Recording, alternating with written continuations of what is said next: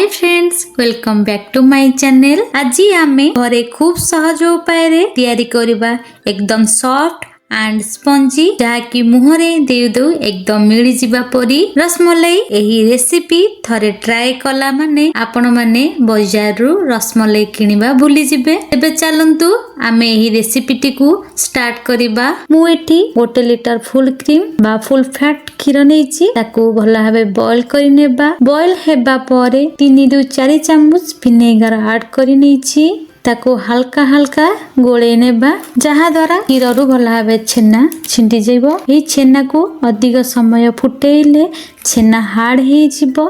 देखंतु छेना रो सब पानी को मु बाहर कर नेउछि एवं गोटे कॉटन कपड़ा रे छाणी नेउछि एवं नॉर्मल पानी रे ताको टिके धोई नेबे। एबे जिबा नेक्स्ट स्टेप को चीनी सिरा प्रस्तुत करिबा।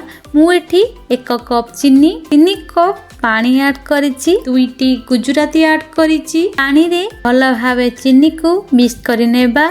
चीनी एवं पानी को भला भाबे फुटिबा को देबा जे पर्यंत यह फुटुची। एबे चलंतु छेना बॉल्स गुडी को प्रस्तुत कर नेबा।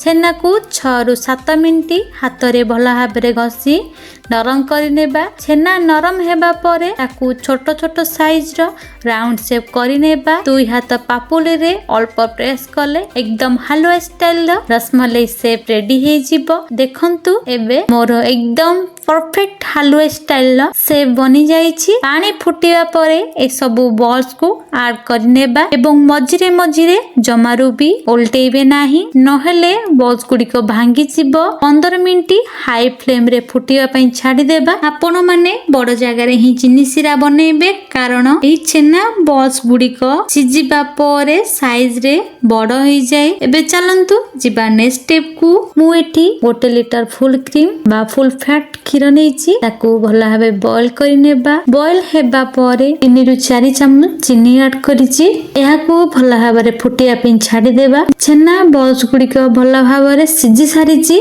देखंतु मु आपण मानकु देखौछि, आपण माने ठीक एही परि भाबरे ए बॉल्स गुडी को चीनी सिरा बाहर करिवे। अधिक जोरे प्रेस करिवे नाही। 2टी चामच नेबे, 2 चामच मध्य रे अल्प प्रेस करी सेतिरु चीनी सिरा सब आडे नेबे।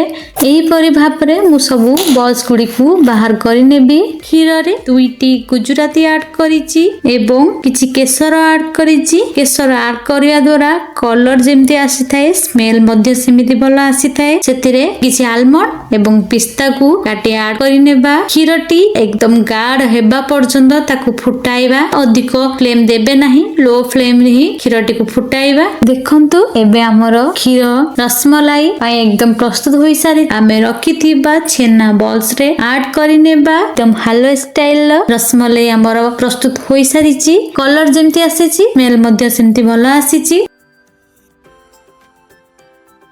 आपण मानको मु देखौछि स्क्रीन रे कि छेना बॉल्स गुडी एकदम सॉफ्ट भाबे प्रस्तुत होईछि। जदि आपण माने एहा को घंटे 2 घंटा परे खाउछंती तेबे एही बॉल्स गुडी एकदम सॉफ्ट एवं स्पंजी हे जिवो। एबे मध्य ए बॉल्स गुडी को एकदम सॉफ्ट अछि। मु आपण मानको प्रेस कर देखौछि कि ए बॉल्स गुडी को एकदम सॉफ्ट अछि। जदि आपण मानको ए वीडियोटी भल लागिथिबो तेबे लाइक शेयर आ सब्सक्राइब करियाको जमारो भूलिबे नाही। तेबे रहुछि आपण मानको सहित पुनी थरे एक नुवा वीडियो रे देखा हबो। बाय बाय, जय जगन्नाथ।